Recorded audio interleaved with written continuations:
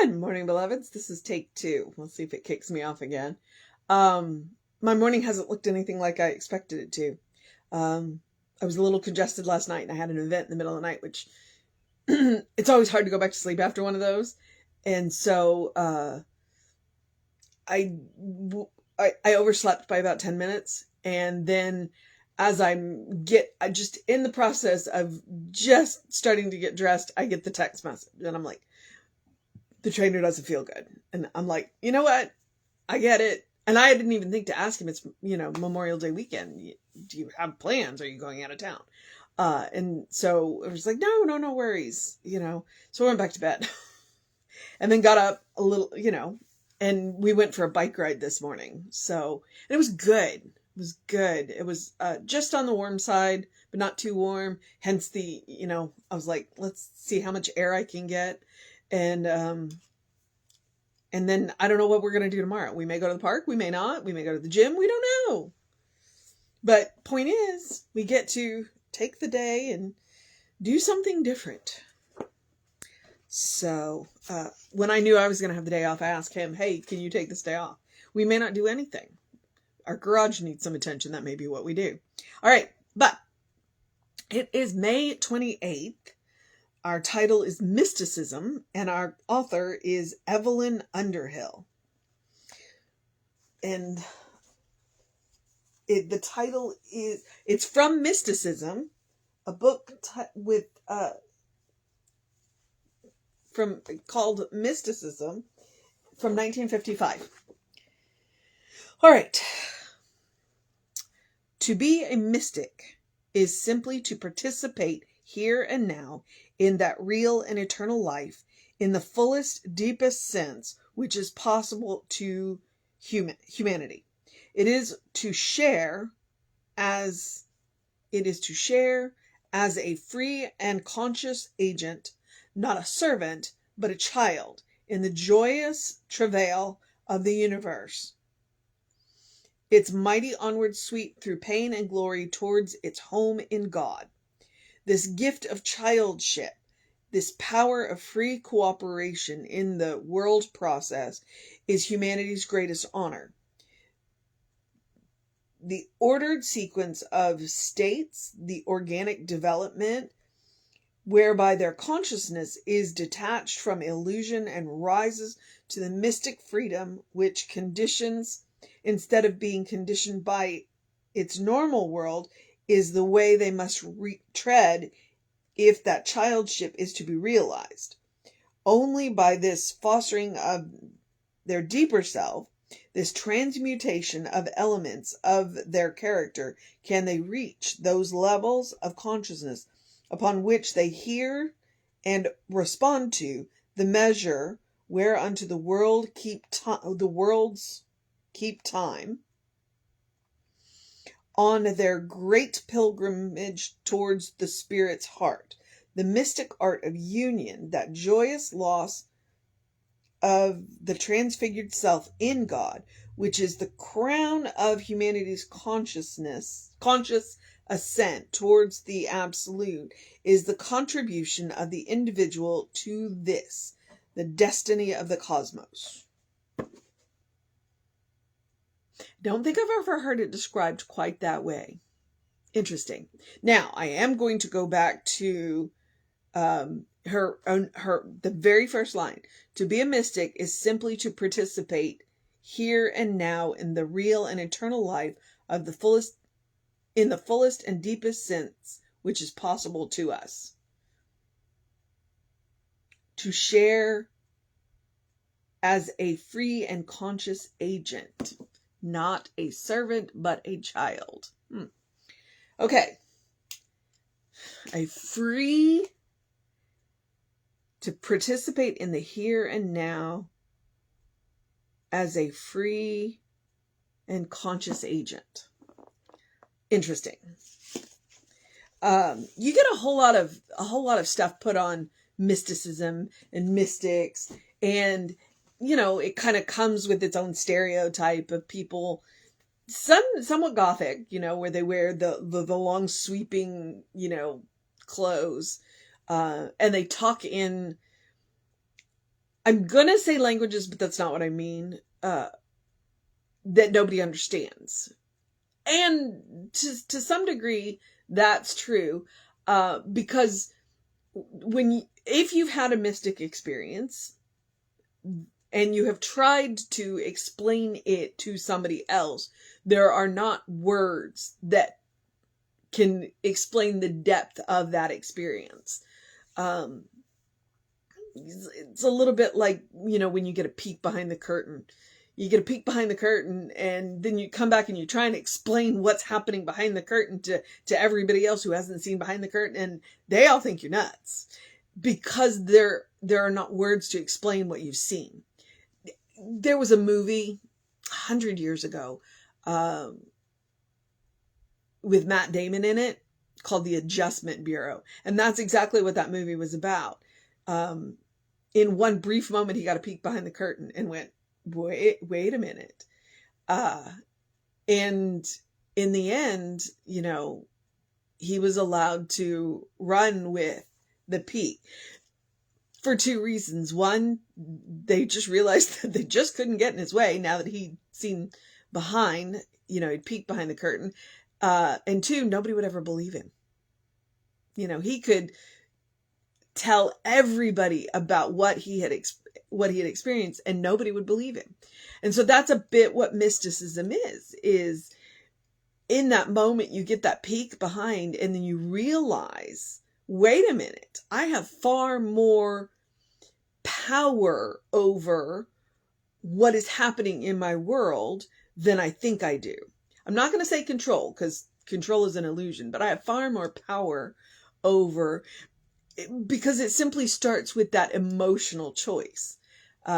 When we realize that we have control over our emotions, and once we are able to make conscious decisions about our emotion, then that redirects a whole lot of our power. If, as Reverend Jesse likes to say, that treatment is thought wrapped in feeling. So we're talking about emotion. Where your emotions are going, where your thoughts are going, that's where your power is going. And so once you kind of get that peek behind the curtain and you realize how much your emotions can run you, and so then you sit back, and I'm not saying you don't have emotions. What I'm saying is that you are now consciously directing your emotions. So then you are consciously directing your power, and things happen differently. And more importantly, even if things kind of are still ratcheted along on the same train that they've been on, you are experiencing them differently. And that's kind of that thing on the mysticism. It's like when you meet people who had mystic experiences, they are living in the same world that you are. To the quantum degree that we each live in our own world. They're living in the same world that you are. They are having the same experiences that you are. They are reading the newspaper, but they are experiencing it differently because they are making conscious choices with their emotions. And when they make conscious choices with their emotions, then things happen differently. They make different choices. So when you meet somebody who you think they're clearly oblivious to what's going on in the world, it may not be that. It may be that they have, taken the reins of their emotions and are moving through this world differently. And then again, they could be completely oblivious, There's that line with mysticism. To people who haven't had the mystic experience, mystics look and sound crazy. I know, been there, done that. And so, but that's what she's saying. Once you step up and you experience the here and now as it is with your emotions, where you are making conscious decisions about your emotions and your actions, you are stepping into the co-creator. You are stepping into the child, where you accept that you are a child of spirit, you are a child of the universe, you are a child of consciousness, and that you have some say, maybe not a whole lot of say, but you have some say. And if nothing else, you always have a say about how you feel about something. And when you make choices about how you feel about things, then you can make choices about whether you change things. So, Miss Underhill, Evelyn Underhill, to be a mystic is simply to participate here and now in that real and eternal life in the fullest, deepest sense which is possible for humanity. It is to share as a free and conscious agent, not a servant, meaning we're not being run by our emotions, but as a child, in the joyous travail of the universe, in its mighty onward sweep through pain and glory towards its home in God. Towards its home in God. It's like, in the end, where are we all going to go? We are all headed towards spirit. This gift of childship, this power of free cooperation in the world's process, is humanity's greatest honor. The free cooperation. We get to make choices. And I think that's the mission today. The mission today, should we choose to accept it? See, right there, the choice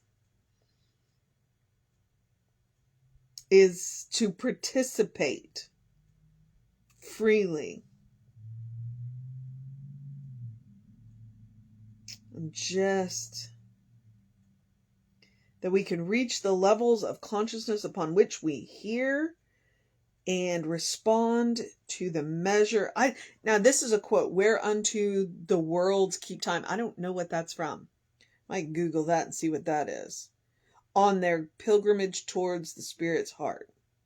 The mystic act of union, that joyous loss of the transfigured self in God.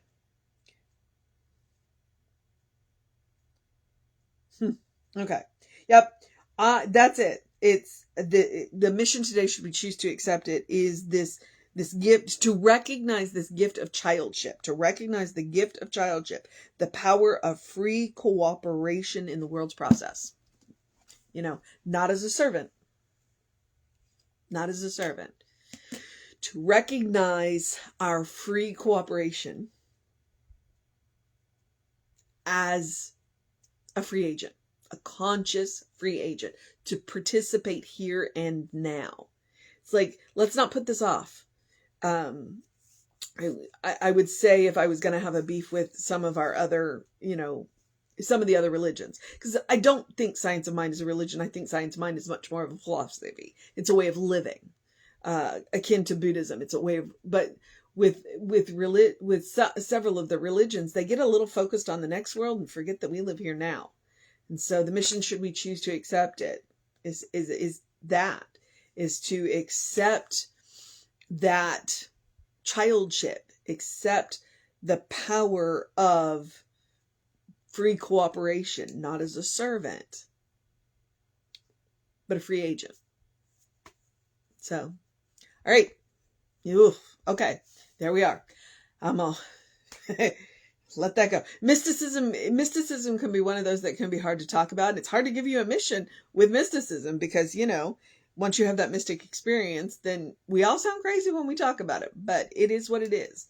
So, and then I'm also immediately going to follow that up with the spiritual practice of doing something loving for yourself, doing something kind for yourself, doing something compassionate for yourself.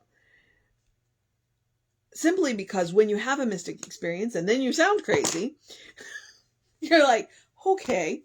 That's why you go and find communes of other people who had mystic experiences, so that you can all discuss it, as you can, and let people who haven't had it be, because, until they've had the experience themselves, they're not ready to have that conversation. So do something loving for yourself, do something kind for yourself, do something compassionate for yourself. And sometimes that's what it looks like, is finding that community that, has had, even if they haven't all had the experience, they understand. that these experiences are possible, that they are actively working to be that free agent in their lives. The power of having a community that understands your process, that is one of the most loving and kind and compassionate things you can do for yourself. And for me, that's what I found at Creative Life. That's what I found in Centers for Spiritual Living. It's a community of as somebody said in a group that I belong to, we're mystic mavericks, or maverick mystics. We each have our own process, and yet we come together and discuss what we have in common. It's like, yeah, we each have our own process, but there's some similarities in those processes. And sometimes that's the most loving, kind, and compassionate thing you can do for yourself, is to give yourself that gift of community. All right. Which is the point of religion in the first place, is to give yourself the gift of a community of like-minded individuals who are having similar experiences with the divine. All right. That's what religion is supposed to be. Don't get me started on what I believe it frequently is, because this is not the time nor the place for that. Okay. So love, kind, compassion. It also looks like taking a deep breath. It looks like taking a walk. It looks like going back to bed for an hour when you find out you're not going to the gym, but still getting up and going for a bike ride. It looks like making room for joy. All right. No matter what is going on in the world, you deserve joy. It is a quality of God, but you've got to make room for it. And that's part of what she was talking about in this mystic. It's to participate in the here and now. Yes, I am aware of what's going on in the world, but I am still going to make room for joy. It is a quality of God. I'm going to make room for it. Your life is a special occasion. My life is a special occasion. I'm going to treat it as such. I'm going to make room for the joy. All right. And I don't know what I was about to say. Okay. There it goes. But what I will do is leap onto the rest. Oh yeah. I'm forgetting my quote. Eat dessert first. That is how I move into make room for joy. Eat dessert first. And occasionally I do. So, don't knock it until you've tried it. I'm going to move on into the rest of the suggestion. Do something to engage your mind and your body today, whatever that looks like for you. I'm going to also suggest you get early in your day bright light. So I put mine off an hour, but I did go for that bike ride and got that face full of sun and shoulders full of sun. So I'm crossing my fingers that I wasn't out long enough to get a sunburn. It was only 40 minutes and it was early enough, so I should be fine. But that early in your day bright light, I do encourage you to drink plenty of water. You saw me with my water. Hydration is important. Your brain wears better when it's well hydrated. So, and then as always, it's my favorite Ernest Holmes quote: open the windows of your soul. Allow the breath of heaven to remind you do live in heaven right here, right now. It's all around us all the time. We're talking about mysticism. Well, opening the windows of your soul is opening yourself up to that mystic experience. Recognizing that you are a free agent, recognizing that you are a conscious, cooperative, free agent with the universe, with spirit, with God, and that amazing things can happen in your life, and you may not be able to describe them to anybody else. But you can find a community that can say, yeah, no, we get it. We've had those kind of experiences too. Come on, let's talk about them. Let's talk about them. Give yourself the gift of that community. All right. And you can always take Emma's advice. Look for the good and praise it. Look for the good and praise it. So, all right. Oh, I'm a little discombobulated now, but I guess I'm at the part where I'm going to remind you about the social media. We are Creative Life Spiritual Center, Creative Life Spark. I'm the running Rev Ryan on the social medias that I'm on. I encourage you to go like, share, subscribe, do all that kind of stuff. I just shared a pretty incredible video about feeling afraid and doing it anyway to this page. So if you scroll back one video, you'll probably see that. And then I was going to say something else and I don't remember what it was. So, you want to know what's going on with Creative Life? I would suggest the Constant Contact. So email info@creativelife.org. That will get you on the Constant Contact. And then you will know you get one email a week unless something happens, and it will let you know what's going on with the center all the time. So, and the hot links are hot So if you want to go to our YouTube, then you scroll down that email until you see the soul session, and that click here now will take you right to that playlist on our YouTube channel. So take a look out for it. All right. Oh, yeah. I'm going to encourage you to have a great day, a wondrous day, a fantastic day, a magical day, an enchanted day, a wonder-filled day, a take a little extra time day, a open the windows of your soul day, a mystic day, a recognize yourself as a free agent day, a recognize that you are a conscious cooperator day, a good day, and if that is too much pressure, simply have a day. You are enough just as you are. You are a beloved child of God, a divine spark, a brilliant light, a free agent. I'm going to add that one in because I like it. A conscious cooperator, a spirit in motion, God in action, a godling, as Reverend Jesse likes to say, in whom God is well pleased and well represented. This is the truth of your being. I know, and I am waiting for you to recognize it yourself. All right? I will hold the space for you until you do.